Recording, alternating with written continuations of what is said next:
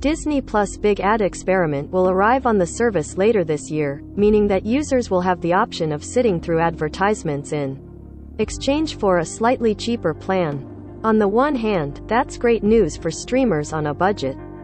Ad-supported plans give consumers a lot of flexibility to sign up for pricey services they may otherwise pass over.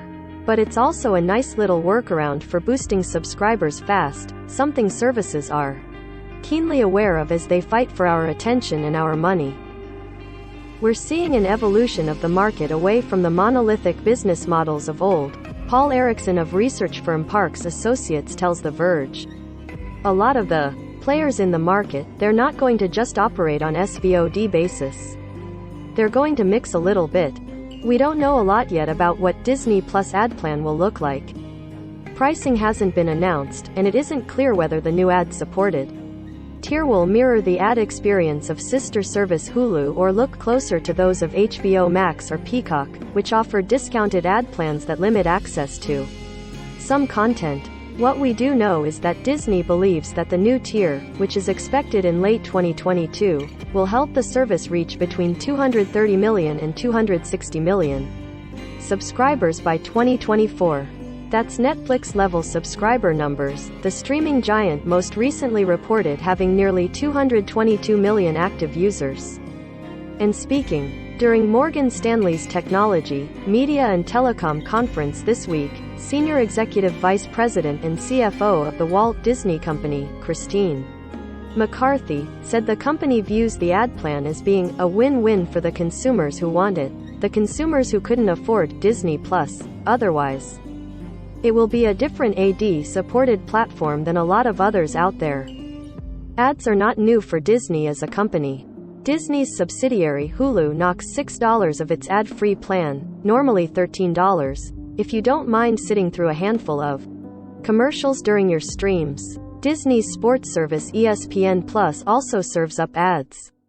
But while Hulu, Disney's grown-up streaming service, has some flexibility with the kinds of ads it can run against The Handmaid's Tale or Archer, Disney knows it needs to be extraordinarily picky about the types of advertising it's throwing on its kids and family service. It is a family audience, McCarthy said. We will be very careful about the ads we take, how we put them into our content. How and when ads will appear as part of the viewing experience is also something Disney is thinking about. McCarthy noted that linear programming like TV shows often lends itself to natural breaks, but movies can be a little trickier. But McCarthy claims the ad experience won't be jarring and off-topic. We're going to be very, very mindful of this, and it will be a different ad-supported platform than a lot of others out there just because the nature of the service we're providing is a family-oriented one, McCarthy said. Disney does also have its image to keep in mind. When HBO Max announced its ad support tier last year, there was some question about whether ads would cheapen the prestige of legacy HBO. Erickson doesn't think this is going to be a problem for Disney. Instead, ads should make Disney Plus more accessible to a wider number of households. It's reasonable to expect that Disney Plus, which launched in 2019 at $7 per month and now costs $8 per month, will only continue to crank up its monthly cost. The ad tier is a counterbalance to the impact that's going to have on subscribers' wallets, because every other service is jacking up their prices too. We'll probably see a few other players hybridize their business model as well.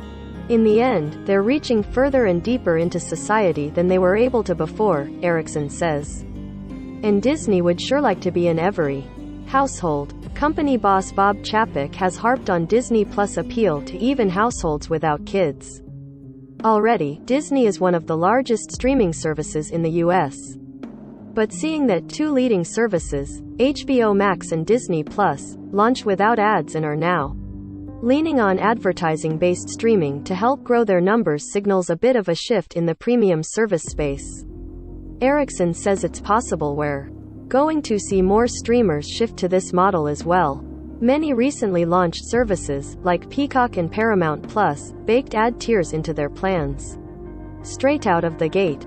Maybe not Netflix because they've got such a strong market position.